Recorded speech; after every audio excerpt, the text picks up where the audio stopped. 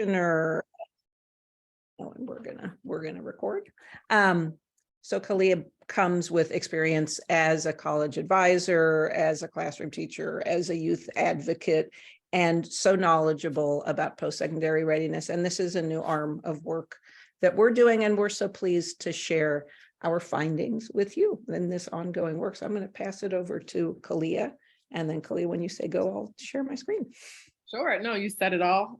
Thank you for having us. I look forward to sharing our presentation with you and hearing your questions and feedback on what we have to cover. Go, Marguerite. Okay. And now I have to actually find the post where I'm going to share. So hold on a second, everyone. So what we're going to do today, we're going to share some of our work, and we're also going to share the voices of some of our school leaders. So presenter view, and I'm hoping that you can only see my slides. Is that true? Excellent. Yes. So, Khalia. Sure. So welcome to our presentation, Integrating College Access into School Culture and Programs to Support First-Generation Immigrant Students. I am Khalia, and you all know Marguerite, our lovely photos. So our agenda for today is, obviously to just go over International Network for Public School, talk about our students, explore our framework for post-secondary readiness, and then you will hear our voices from our educators discussing structures, programs, and their school culture. We will have a few opportunities to discuss in small groups and whole group discussions, and then, of course, end it with Q&A. Excellent. So many of you know our work of Internationals Network. We're a national network. We're really the only network that's dedicated to innovation exclusively for multilingual learners in the secondary space. So we design, develop, and support public high schools and programs within schools, academy programs for recently arrived immigrant and refugee students. And we have grown from our first school in 1985, that was a partnership with LaGuardia Community College, to now 31 schools and programs at 3 regional hubs. And we have now this year hit a all-time high of 9,250 some odd students from more than 130 countries.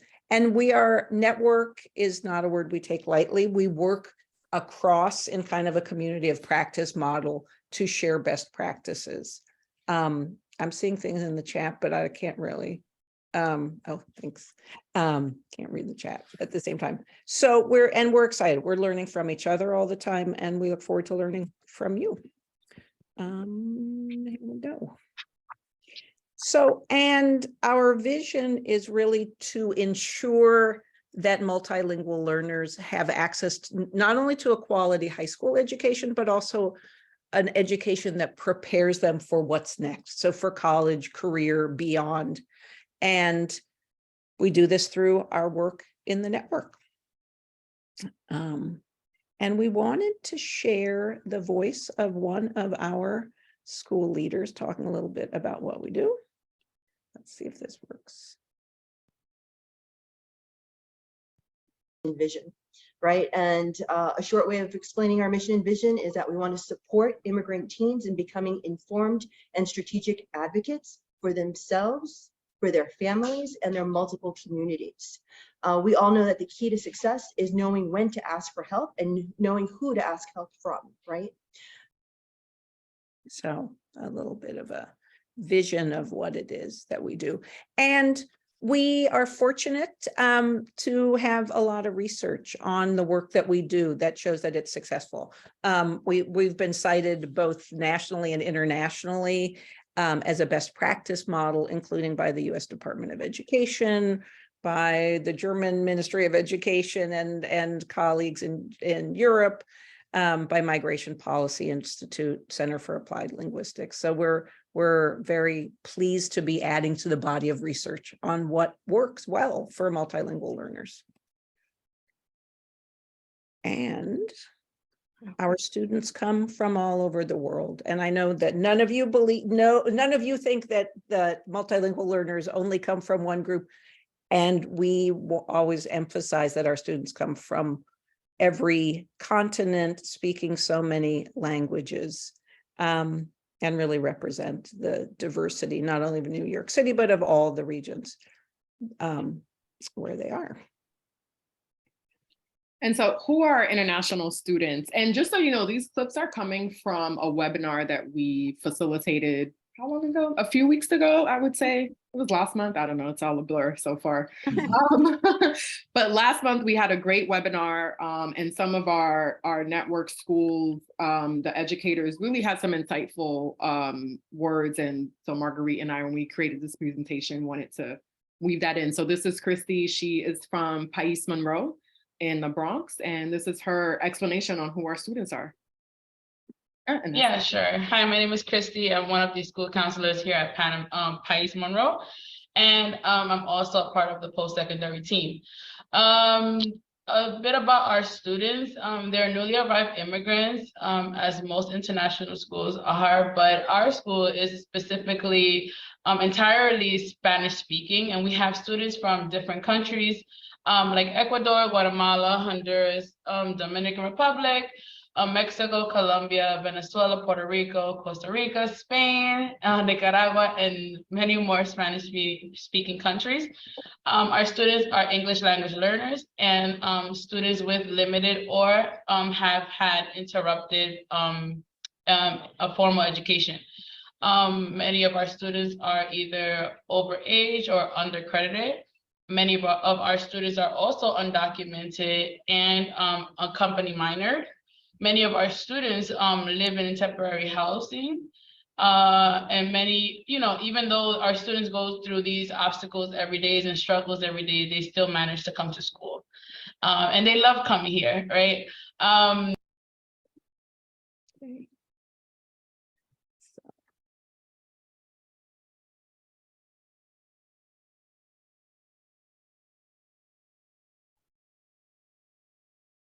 So I wanted to share, not only do students love coming to school, but they also are very successful in Internationals Network high schools. They graduate, these are recent numbers at rates that are about 27 percentage points higher than at traditional high schools. And that's something we're really proud of, that our students not only feel comfortable in school, but that they're successful in the end game of getting their diploma.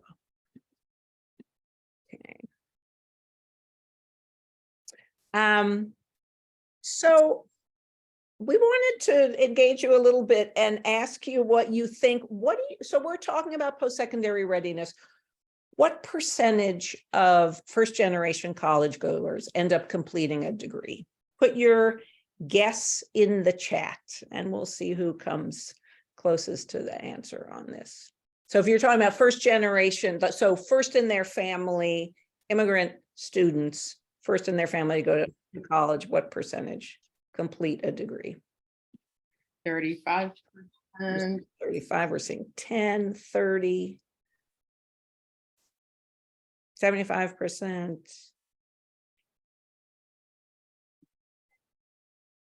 So we have a range. We've got from 10, 15, 50, 75, all over the map.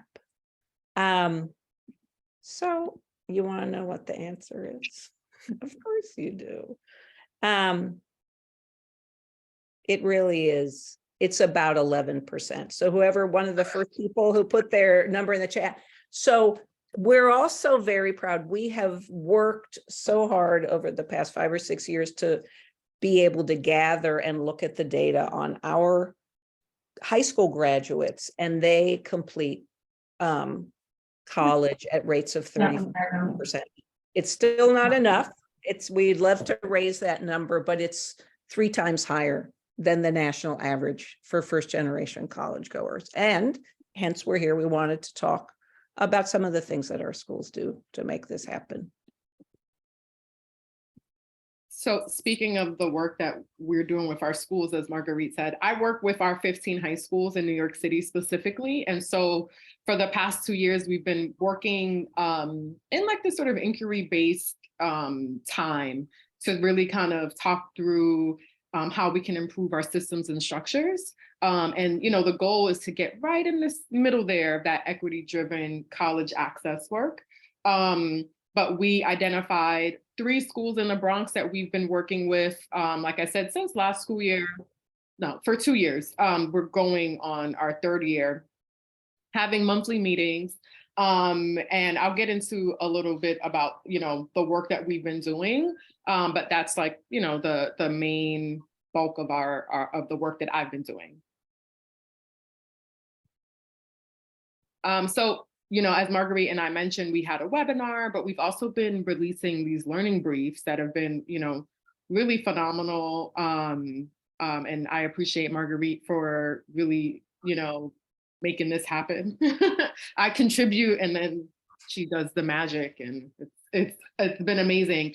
And so, the idea behind our learning briefs is, again, to just share the lessons from educators working across the network, really to highlight our approach, our insights, our findings, lessons learned, and also just looking at and highlighting some of the tools and strategies that we've been using to strengthen our work. So we've had 2 learning briefs so far. We're working on the 3rd. So we've been pretty busy.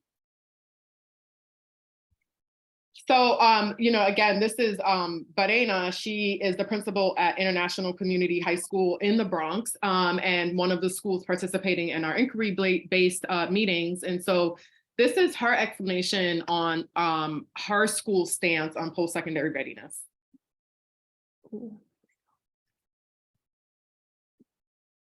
Of course.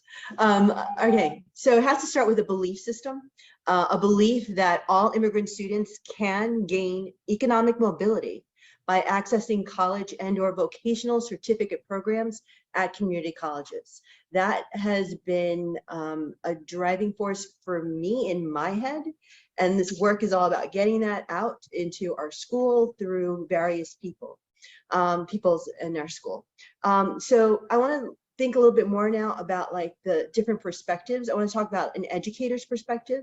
In order to get this done, an educator has to have this perspective that knowing students and their families well will help them provide the individualized supports that are necessary.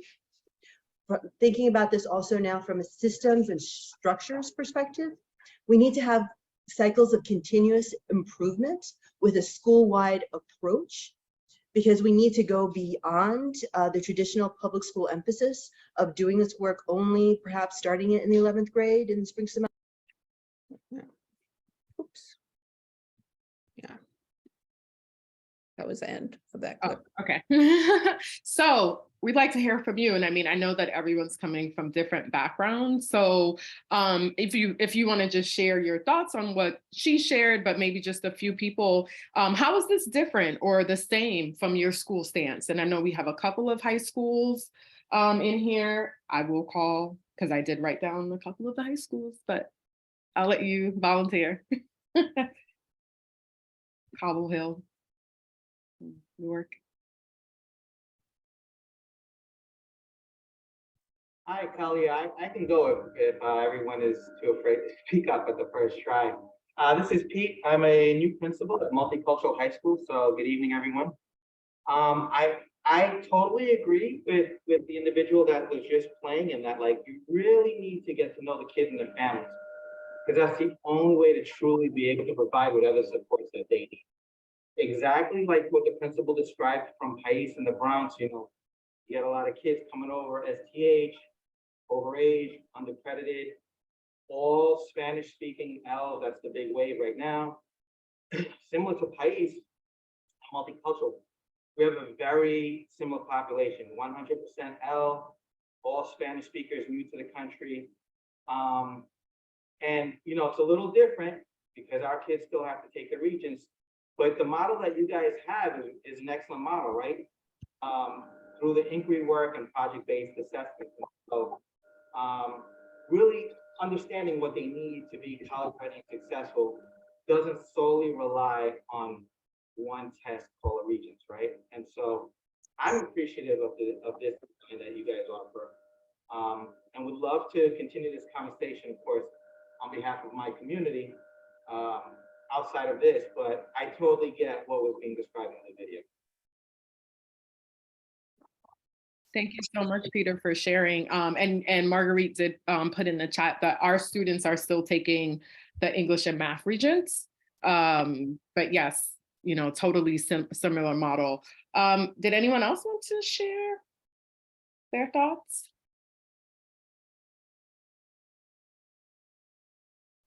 Jennifer, did you want to elaborate? You put in community. Yeah, I mean, I don't directly work with high schools in my district. I work with K-8. I do service one high school with a lower population of English language learners.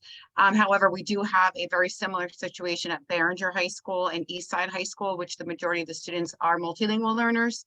And so we do a lot of community outreach for students and a lot of weekend programming to reach students to help them with the next step in their journey.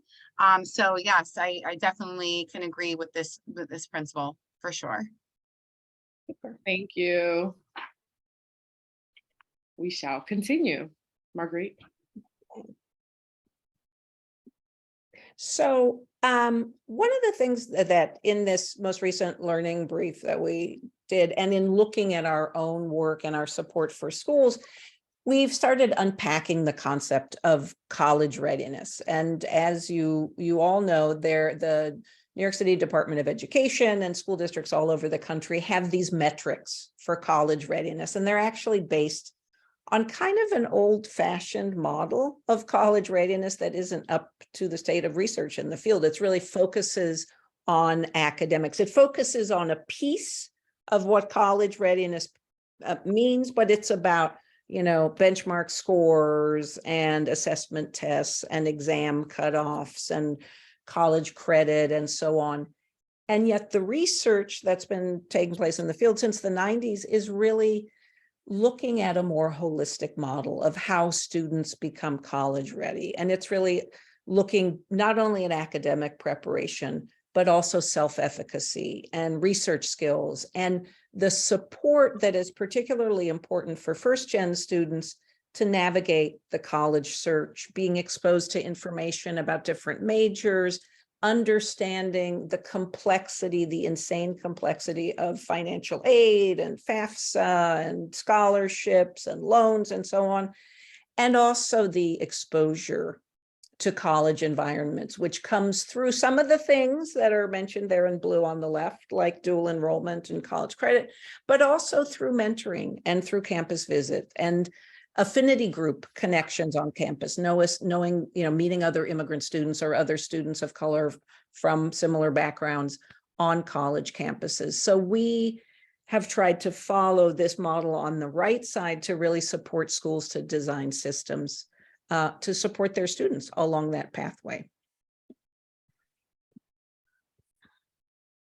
And we also, we have a little video about where one of our schools talks about what students believe about college. Am I in the right order, Khalia? Yeah. And this is a quote from a research article from 2007 that really highlights the fact that often in traditional high schools, it's only the students who take the initiative, so to speak, or who show up in the counselor's office again and again, who get the services for post-secondary readiness. And the dilemma, especially for new immigrant students, is that they might come in with this belief that they don't belong in college. So this old model of expecting students to take the initiative does not work in the kind of readiness landscape that we're trying to create. So let me try to play this video. And this is Christy again talking about students' misconceptions about college. So some things that our students come in thinking about college, they either think like college is the only pathway in being successful in the United States, or they think that it's not necessary, and they just migrate to this country to work. Many of our students in their home countries, high school would be considered like specialized major.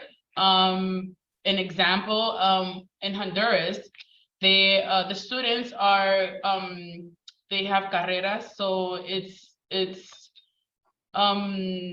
basically like a high school, you're specifically going into the career or the major that you want to work in, and they don't understand the difference that here in the US is elementary school, middle school, high school, then it's college, and then you go into your career field. So having them understand those different ideas. And then some misconceptions and misunderstanding, they think that all colleges are similar, and that they all have the same type of degrees. The costs are either the same. Some question about their eligibility. They question, can they apply to college being undocumented? Some of them fear going to college because they are undocumented and are unable to pay for their cost of attendance. Some just have no idea of how much it costs to attend a community college. An example,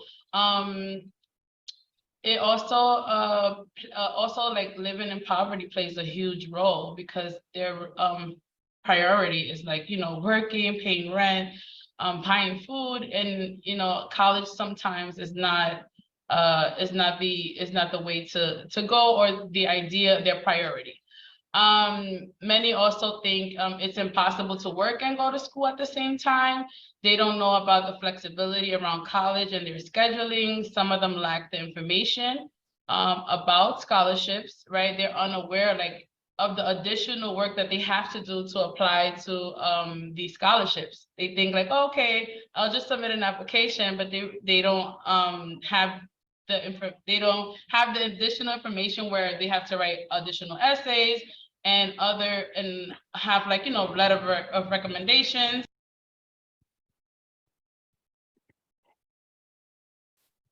So again, another sort of interactive moment.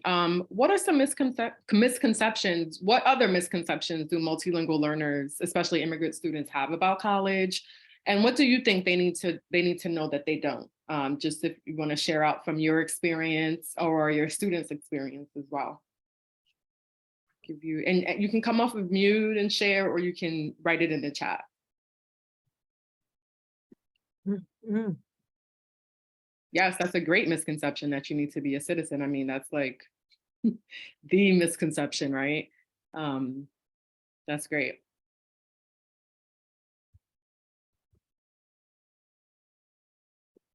Or things students don't understand. Mm-hmm. Yeah.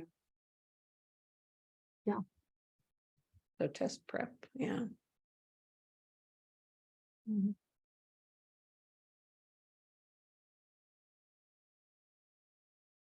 What else do you see? Oh, Yes, you will not. That's a big one, which I think goes right in line with needing to be a citizen. And the financial aid is complex. Yeah, the affordability is a big one. And I mean, and to be honest, whether you're from this country or not, that's always, you know, an area that, you know, you really, really have to explain and be patient with parents and students, and really getting them to understand how do you afford college and what that might look like.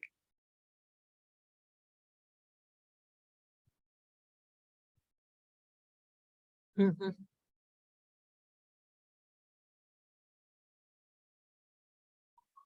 I like that one, that you have to go full time, right? Part-time is an option. And I agree. I think even oftentimes as counselors, like having been a college counselor, you know, you have to take that into account. What really is going to help the student to be successful? And in some cases, going part-time may be you know, the right way. Great. Don't take two-year colleges for granted. That's a great one. Two-year colleges serve its purpose. They have a purpose. Absolutely. Right. And it really can help you build, you know. These are great. And I think one of the things, community college can be a bridge to four-year, exactly. I mean, my dad, when he came to this country, that's exactly what he did. He went to Kingsborough, then he went to LIU. And doing this work, it's funny because one time I had to ask him, because I had a, you know, principal that was pushing four-year, and I was like, Dad, please tell me. I mean, way back then, going to Kingsborough was the best decision in, you know, in your path. And he said, yeah, it really helped him to continue to learn English because he came to this country not speaking English. But I say that to say, you know, it starts in the 9th grade, you know, and again, that's a statement, whether you're an immigrant or not.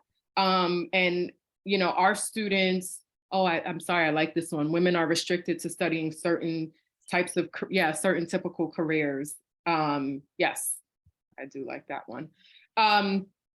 So it starts in the 9th grade. And so, you know, our students are entering at different points, and which can, you know, can be a struggle because it's a lot of information to digest. That whole process can be overwhelming for young people, again, regardless, but, you know, especially if you're new to this country because you have other things happening and other stressors happening. And we have a clip, right, Marguerite? Yep. Okay. Okay. It starts in 9th grade. We sit with each class and we really go into depth. And like we show them statistics about salaries and degrees, and you know, all the availabilities with majors. That's when a lot of kids are like, oh wow, I didn't know I could do all that. And campus tours, those are huge. When we go to campus tours and when they actually get to eat the food on campus, for some reason, that's a huge game changer. And they're like, oh, this is something I could deal with. We've been on trips where we haven't been able to give them like the campus food. And those trips, they haven't been as open to going there for some reason. So like food is a big thing for them. And they want to know, they know that they want comfort when they go to college. And it's very interesting how that works, but that plays a huge role. And then Amala, could you just maybe, and I know you might bring Elpidio into this question, what do colleges need to know about new immigrant students who graduate from U.S. high school? Oops, that's the next step. And I also like this last one that was added, which is a big one, just vocational courses that are not popular with immigrant families. Many want their child to study law, medicine, not mechanics. I mean, even for myself, you know, I wanted to get into computers and that was the wave. And my dad was like, what, why, you know, why would you want to get into computers? And I was like, it's not all about becoming a doctor. So, you know, in our webinar, many of the counselors, you know, definitely just spoke about some of the challenges with, you know, with communicating the changes and the times and, you know, what it can mean for students to, you know, reach this American dream, whatever that really means.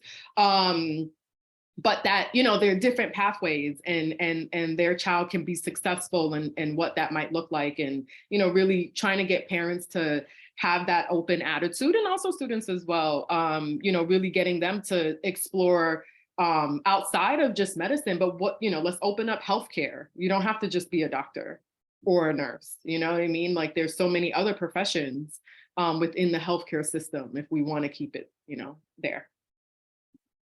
I can go on and on about that, but go ahead, Marguerite. So we were going to do some breakout groups. We have about 20 people or 19, 18 people minus us. We wanted you, we're going to put you in the groups and give you about 5 minutes and to talk about these questions. What structures does your school have to support post-secondary readiness for immigrant youth? And if you're not working directly in a school, I know some of you are supporting schools directly. So, or what have you seen? How do you support students and when does it start? So we want to people to have a little conversation and then come back. So I think this is when I stop sharing, probably. And I'll put those, we can post those questions in the chat. How many rooms do you want, Marguerite? Why don't we put 5 rooms, maybe? Get small groups. Okay. And you don't have to take notes, but we want to give you a chance to talk to each other and or you go ahead and take notes and we want to hear back from you when you come back. How many minutes are we giving? We're going to give you 10 minutes. Perfect. Okay. I am creating. Put the questions, whoops, Oh, in the chat. I don't, okay.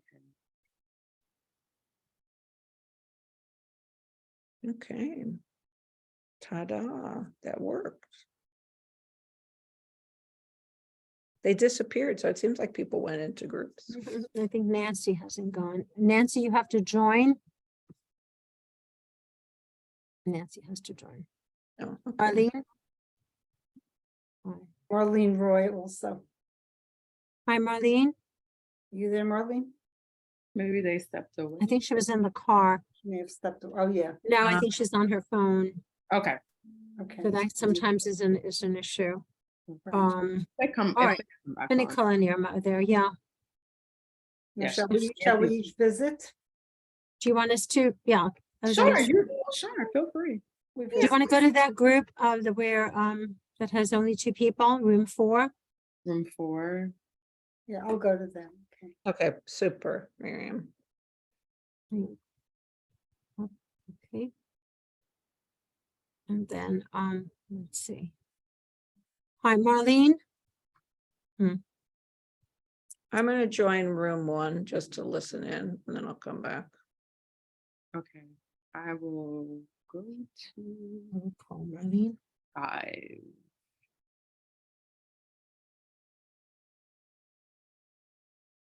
She may not be able to. I think if she's on her phone.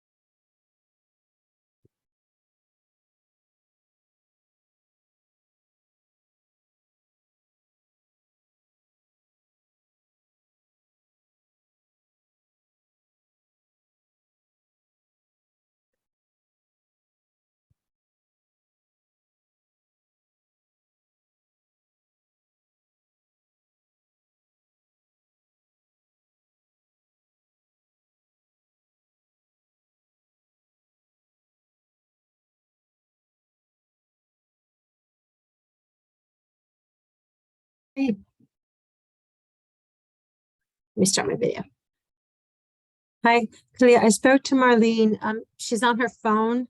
And for some Okay. reason it's not allowing her to join. I just spoke with her. Oh, that makes Okay. sense. Okay, no problem. Okay. All right.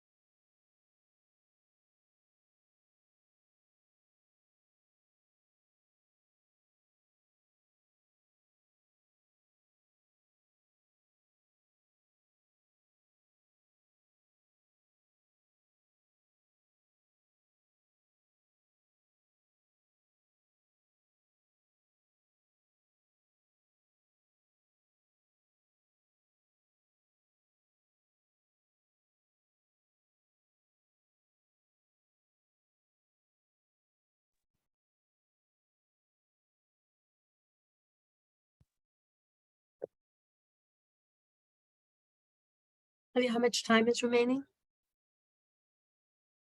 Looks like they're a little under 2 minutes. Okay.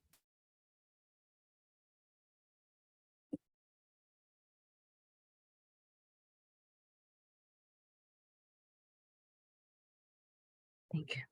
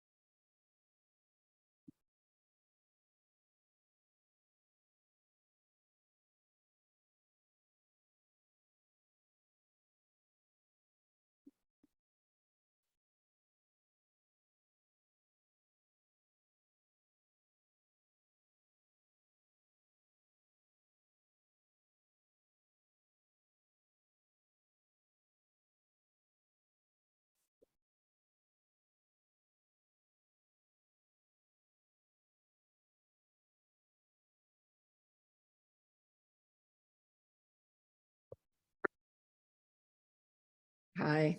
Bye. Do we give them about 2 more minutes? There's some good conversation going in there. You want to add 2 more minutes? Oh, our 10 minutes Yeah. passed. Okay, I'm not paying attention. I gave a time and then I stopped paying attention to it.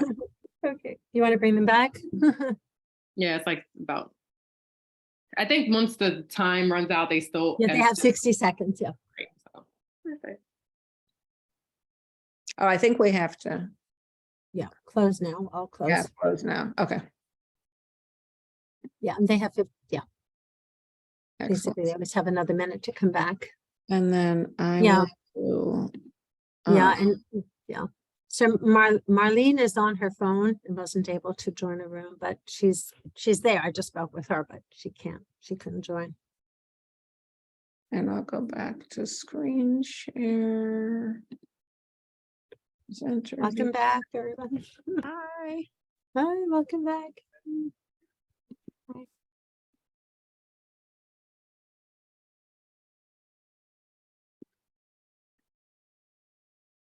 Are we all back? No. Not quite. Okay, I'll wait. No.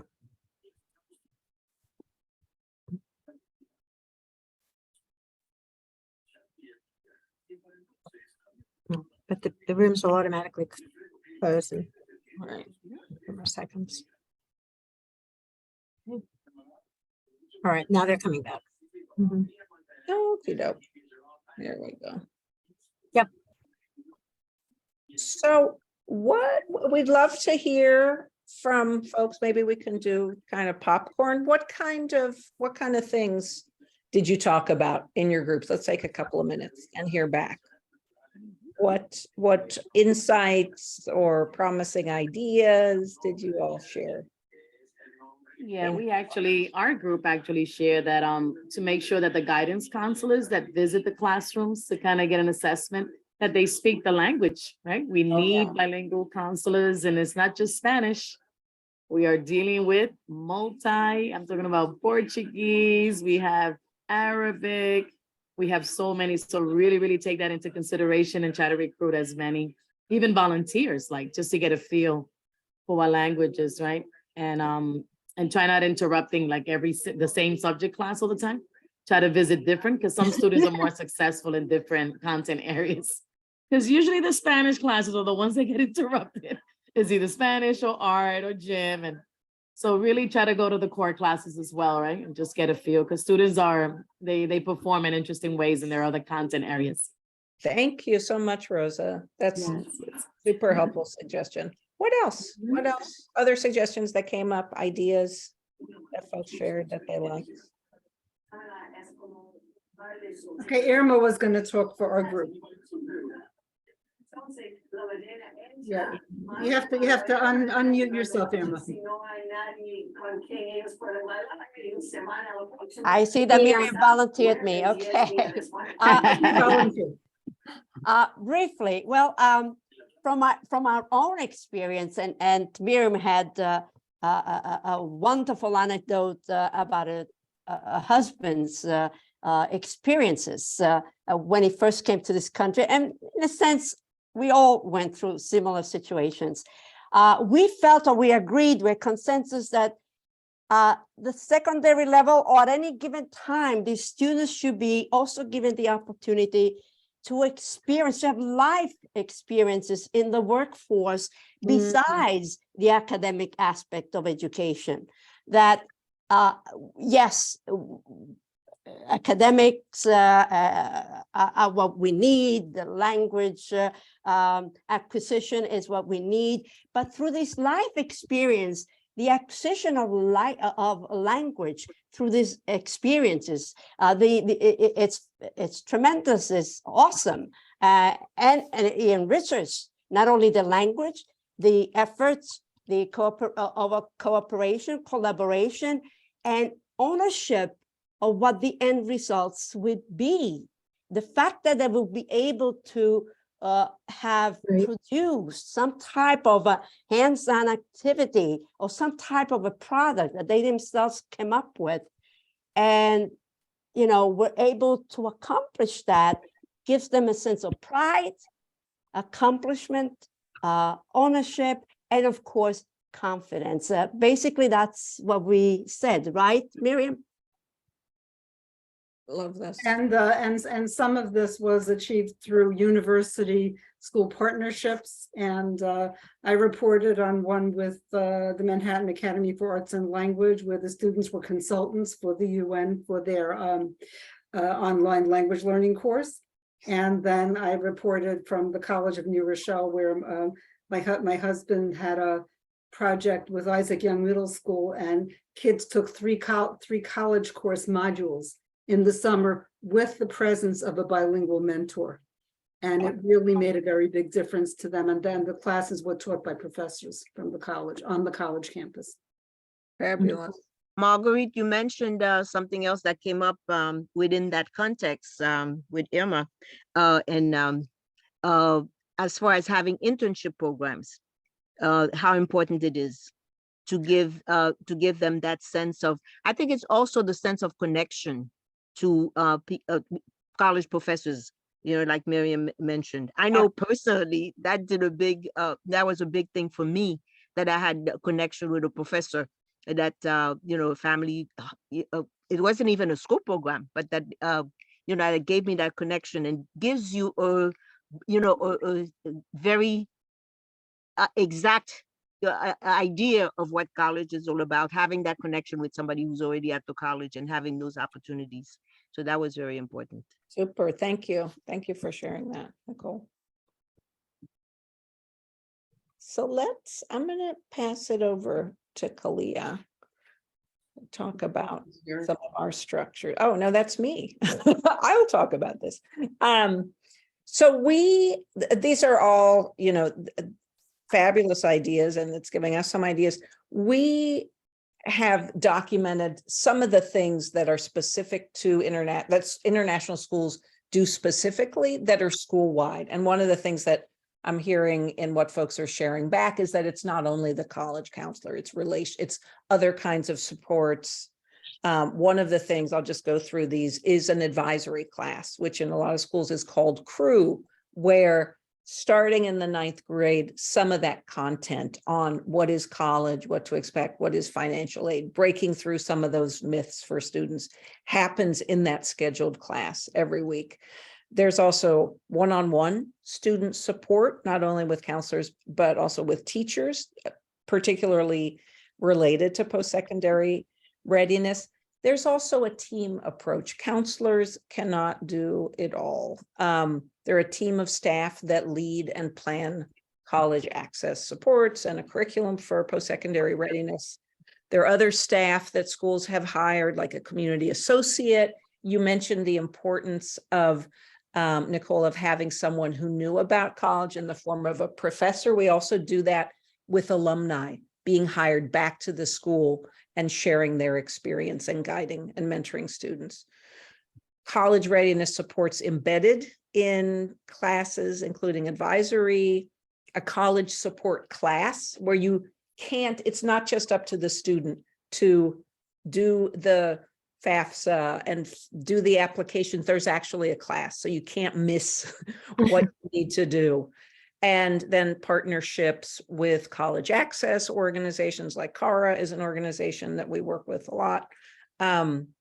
Financial support to the school. The New York City Department of Ed has College Access for All that provides funding to schools directly to do some of this work.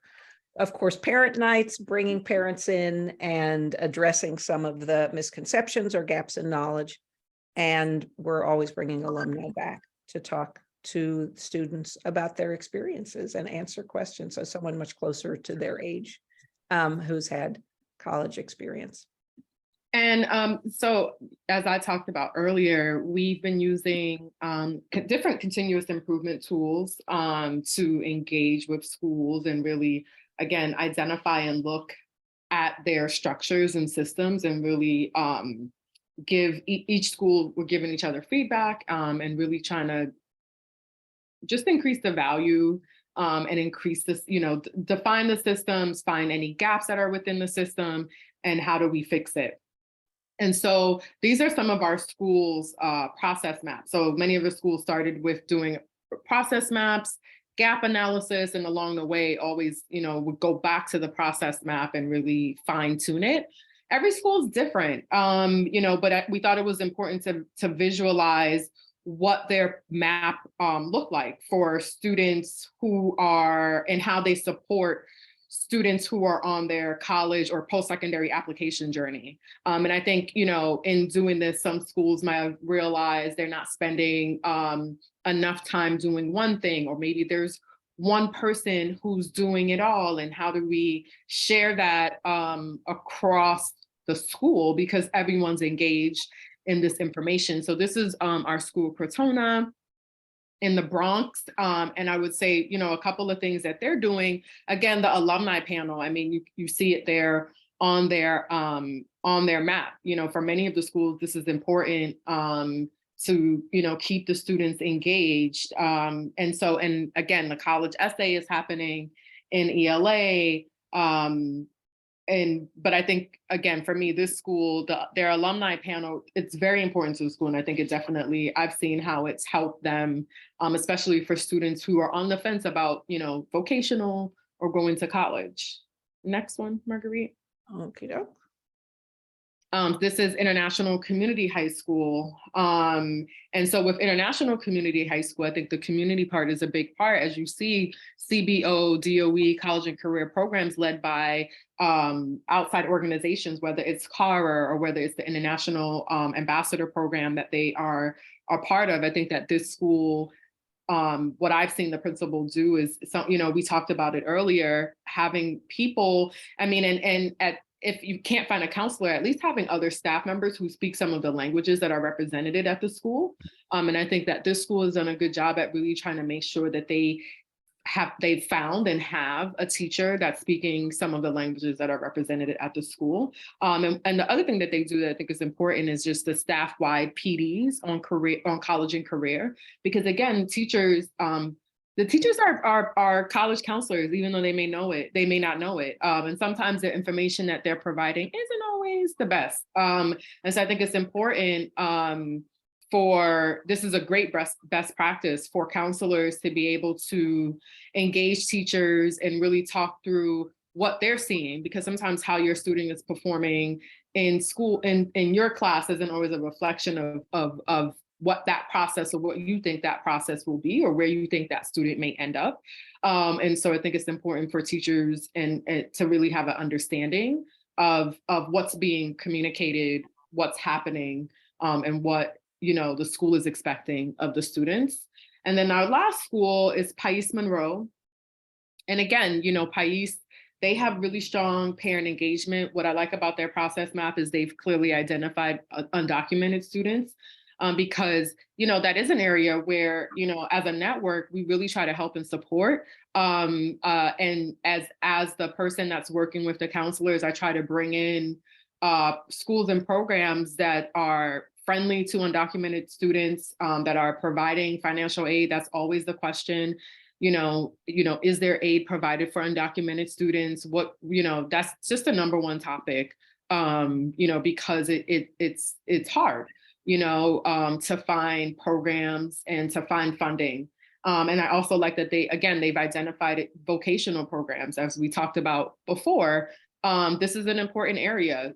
Students do not have to go directly to college. There's so many other career pathways and so many other directions that students can go into. One thing that we did as a network is that for 9 of our 15 high schools, we had a career pathway fair, which happened right before the pandemic, where I was able to bring in maybe around 20 or so different organizations to each school to speak to students. So whether it was from some of the SUNY EOPs or just some of the local organizations that are providing career pathway training and certification to students. Some of the schools like LaGuardia has a really extensive continuing education department. The only issue is just how are students going to pay, and their payment plan isn't really that friendly, So, again, funding, and there's always, it always goes back to undocumented students again, will they get funding? Will they receive the certification? Does that, can they receive the certification rather? Because that sometimes is an issue. But I really that's some of the things I appreciate. And again, the alumni engagement is a big part of it. Next. Okay, doke.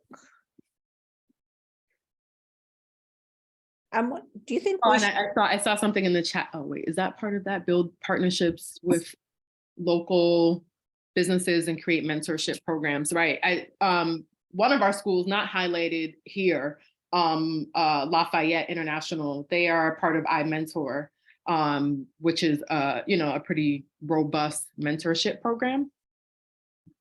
Margaret, you were going to say something? I was going to say, I wonder if we should just have an open discussion on this one rather than sending folks back into groups. What do you think? Yeah, that works for me. So I want to emphasize something that Khalia said a few minutes ago before showing the process maps, is that the process of doing the process maps allowed schools to identify the gaps in these processes. So these are our questions for us. What do you wish you had? Because a lot of folks here came to the US in middle or high school for your own post-secondary journey. So is there anything you wish you'd had, or you wish your own students have had, or your school had? And we also, so is there anything else you'd like to add? And we'd also like to ask you to think about, from the perspective of your institution, whether you're at the university or whether you're at the school level, what would success look like in terms of post-secondary readiness? What would you want to see? We're just going to kind of open up the floor. You can write in the chat.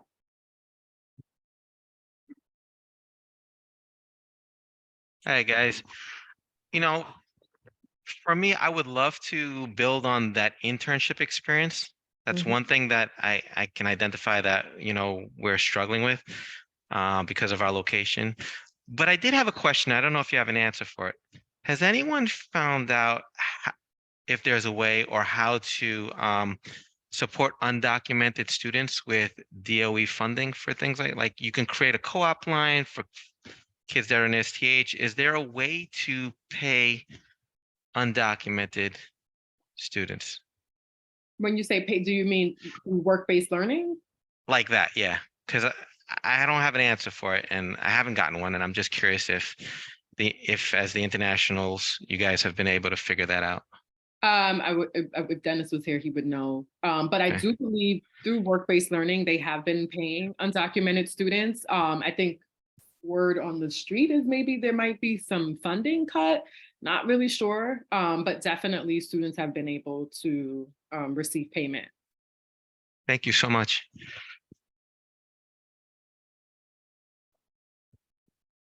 Great.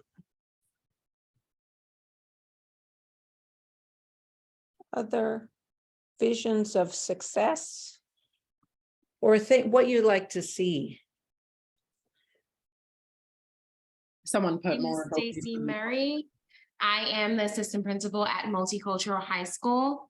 I think one thing that we celebrated actually this afternoon is our student performance on Regents assessments.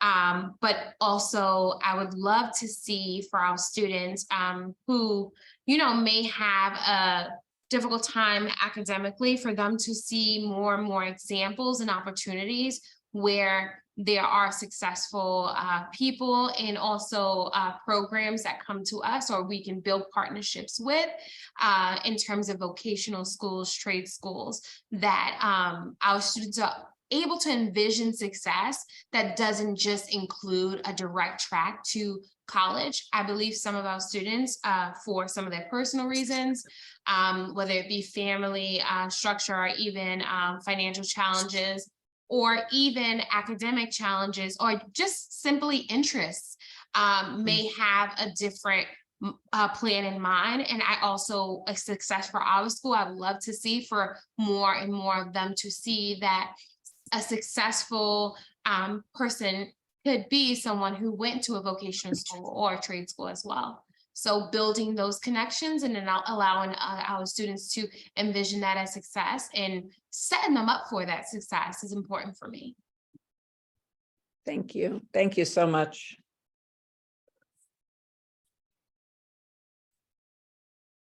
Others?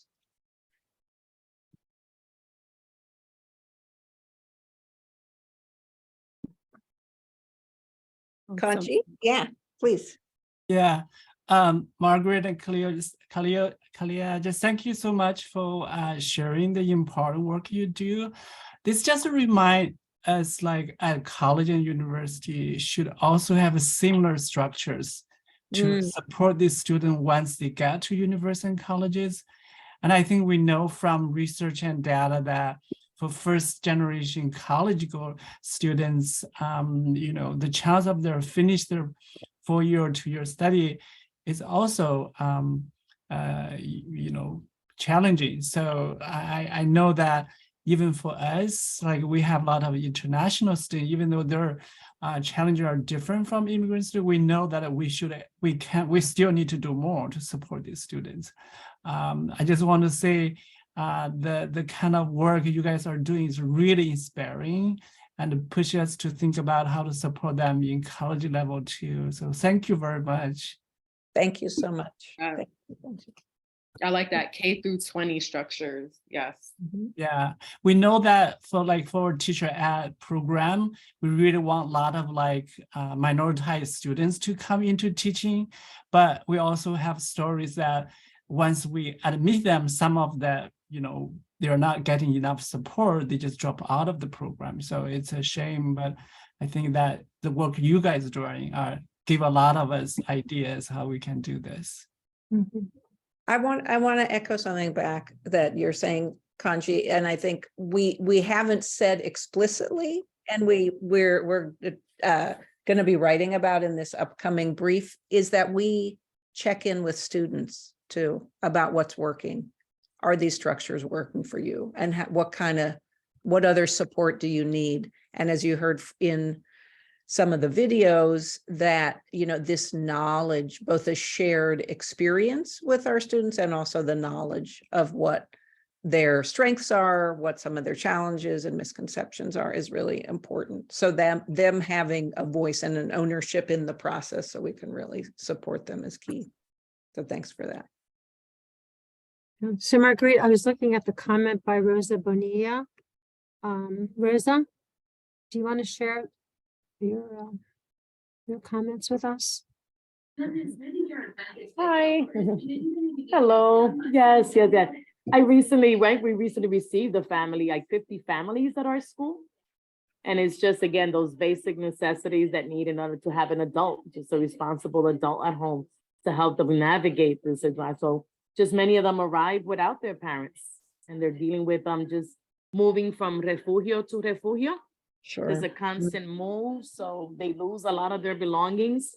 So just creating that after school space that maybe they can leave their stuff in a locker or something. I mean, it's been really tough just trying to get them to have the necessities, So keep all that in mind. Many of them do not communicate it because they're a little embarrassed about the situation or not proud of their living spaces.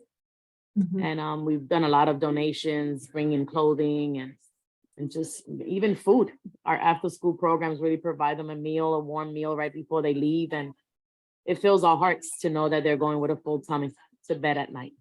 Sure. So those little things that may not be at the top of our list because we're so worried about getting them to these courses and getting the content, but just really keep those basic necessities in mind. Guys, it's so critical. The basics. You can't teach, right? On an empty stomach. No, you can't. Absolutely. You can't learn on an empty stomach. You can't learn on an empty stomach. Exactly. Appreciate that. And also, in addition to everybody said, it's so wonderful that schools can have career days and invite students who went through or have similar backgrounds as our students, how they went through like applying for college and get college ready. So that will really be good because a lot of students are following their role models. Yeah. Yeah. Thank you, Nancy. So we have a couple more things. So you want to introduce this one? What colleges need to know? I think this is Samantha, right? Yeah, again, another clip from our webinar. Amala, could you just maybe, and I know you might bring Elpidio into this question, what do colleges need to know about new immigrant students who graduate from U.S. high schools? Yeah. I heard something recently that really upset me, that our kids are probably not capable of navigating the college world. And that's the farthest thing from the truth. They really just need someone to guide them in the right direction. Our kids are very resilient. They're able to speak 2 languages. They're literate in both languages. They have worked in groups for the last 4 years. So they know how to work with people that they disagree with, right? They know how to work on critical thinking, tough projects. They know how to compromise. What they really need is someone to navigate them through a college campus. They need an advisor who will give them a little more attention, because they don't have the experience of, my parent went to college. My parent knows what FAFSA is. My parent knows what the bursar's office is, right? Oh, my brother, he just did his FAFSA. I just need to add mine to his or something, right? Like, they don't have that. And I think a strong advisor who can help them maneuver things is important, right? Like, I'm also an immigrant, and I was the first one in my family to go to college, and I had an advisor that like brushed me off very often. And I ended up taking a course that was so hard. And like, if she had just given me the time, I wouldn't have gone through all that stress, right? Like, if she had given me the time, I would have had much better grades. She would understand where I'm coming from. I think colleges need to understand that our students are still very tied into their cultures, right? Like, they have familial responsibilities that are affecting their grades. I used to go home every weekend freshman year, and my grades were terrible. And the less I went home, the better my grades got, because I ended up helping with chores, babysitting, right? Like, doing family events when I should have been studying. So I learned that the hard way. But if like advisors know that, like if they know where you're coming from and they know how to help you navigate that, I think that's essential. For me in particular, the HEOP program helped a lot, the opportunity program. That helped me navigate everything. Like, I knew where I was going day one. I had friends. Okay. And finally, we're coming to, gonna stop sharing. Opportunity for Q&A. We're so grateful to you for this opportunity to talk and learn from you and hear your great ideas. So opening up the floor. Questions for us, questions for each other. Margaret, Margaret, a question here. The plans, you know, as you shared with us, the 3 plans from the schools, do all of your schools submit those plans? Is it something that all of your schools are focusing on? No, so this was an inquiry-based group with a specific grant that funds my position, Petrie. So this is just something that's just a one-off. No, because it's such a great idea to really have, you know, I think all of the institutions do that to really see where they're at, because there's a lot of, you know, when you say starting in the 9th grade, I couldn't agree with you more. Something that we did with our 9th graders, where everybody had sort of this folder where, you know, with all these different questions, and, you know, bring in those letters of recommendation, you know, bring in your letters, bring in this, bring in that, let's put this into the folder. So we were really building up a profile for every student. And as you were saying, checking in one-on-one with an advisor several times a year, all those things are so important. So, you know, I'm glad to see some of your schools doing that. Clotilde has her hand up. Unmute Clotilde, go ahead. In terms of colleges, I have noticed also that some colleges hire adjunct professors, which they just teach, and when they finish teaching, they leave because they are not full time. So those kind of, I mean, that kind of a structure doesn't help our students, because they need a guidance when they are in the college. I mean, so maybe the college advisor at the school level, if they have like a liaison where they could go and visit those students, that would be also a good suggestion. But again, that would cost money. And sometimes that comes into a problem. But alumni, students who graduated from their school, their high schools, sometimes they come back and they do presentations to their, you know, to their schools students, their former school students, and that will be one solution too. Thank you so much. We very much believe in the power of alumni. And I think something I'm hearing you say too, Clotilde, is we always use the word intentionality, intentional structures. So at the university, college and university level, having an intentional structure where faculty understand, whether they're part-time or full-time, that their job is to mentor students, where there's space for that, where there's a time where there's even a sharing and learning space to learn, how do I do that? You know, if I'm under pressure to publish and go to so many committee meetings, how do I mentor students, and what are other people doing that works?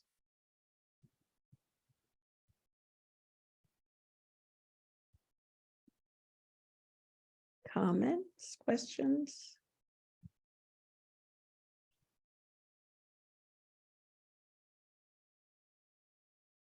Students always ask me if there is an opportunity to work and study. Work and study program. Yeah. And that's, I mean, it's one, and that's what we heard too from our school staff. There's always a misconception that you can't. So helping students understand and how that's possible, or where, and if they're eligible for work study, right? Well, and I think work study, but also colleges having to understand that some students may have a responsibility in their household, and they may need to work as well. And the importance of that, you know, internships are important, and, you know, we know the power of internships and the value of it, but there are students who need to work, and they need to contribute. And that's also, you know, something that we can't ignore as well. And how do we still support those students, because they may want to also further their education? Yeah. I have a question.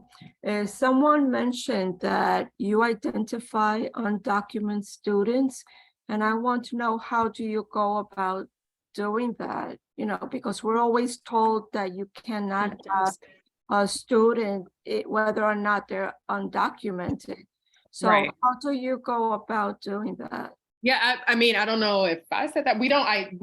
You're right. So we don't identify, we don't ask students if they're undocumented. We don't ask parents that. I think it comes up as we are going through the process.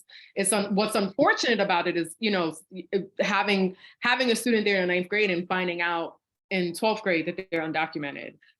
Some students do self-ID. There are some schools that have what's called a Dreamers Club, where, you know, you can be undocumented, but then you can also support those who are undocumented.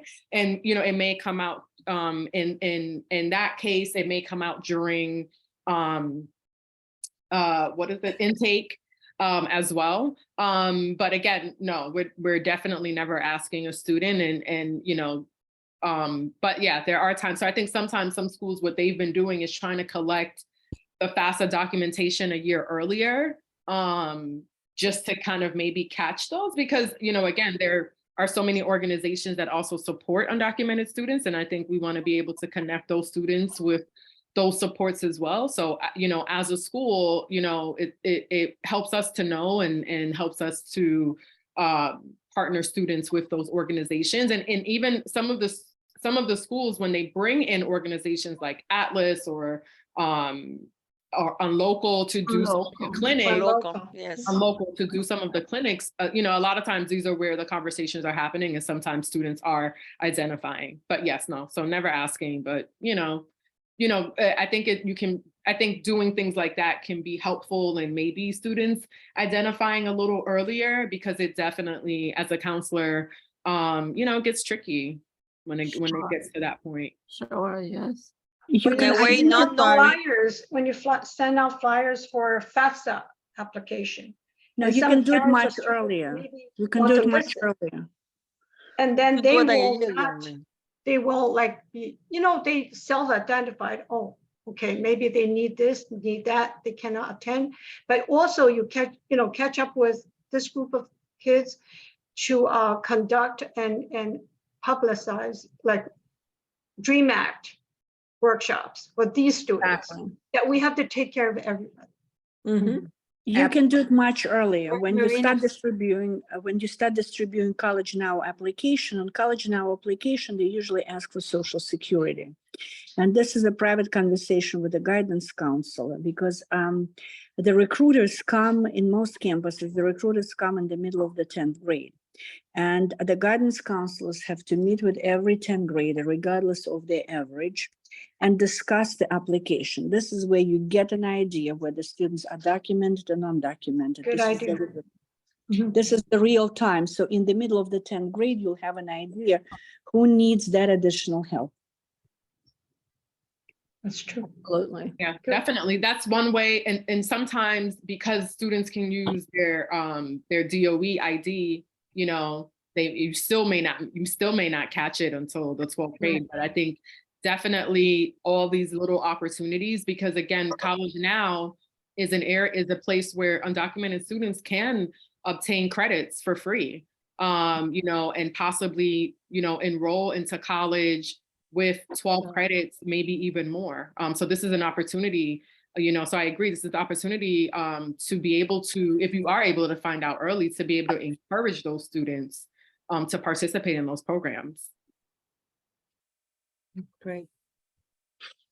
Great suggestion for some high schools that don't have the College Now program to really start thinking about that as a way to support the students. Cool. Absolutely. I'm sorry, we have some in the chat. Okay, information about the Dream Act for students. For all students, so that everyone gets it and you don't have to pull students out. Yeah. Yeah, absolutely. Yeah, just in terms of the general.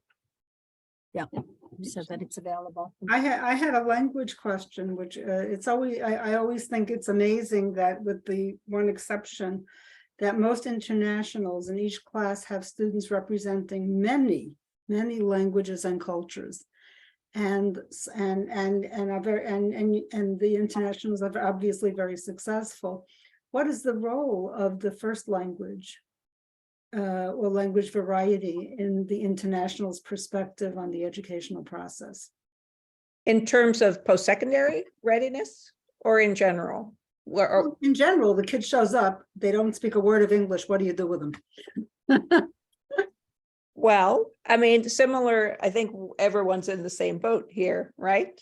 Everyone's in the same boat here. We always seek to have staff who are multilingual. We draw on that. We draw on the student population. We draw on our partnerships with community-based organizations, which are so vital, on the, state of the field around translanguaging and leveraging students' language in the classroom is really key. We're by no means are we an English only environment. We're a language learning, resource rich environment. And that's, this came up in the course of this presentation, emphasizing to students that their multilingualism is an asset in their lives, they get messages to the contrary. So, and do you use technology in this process? Some schools do. Absolutely. Absolutely. All right, we have time for 1 or 2 more questions or comments.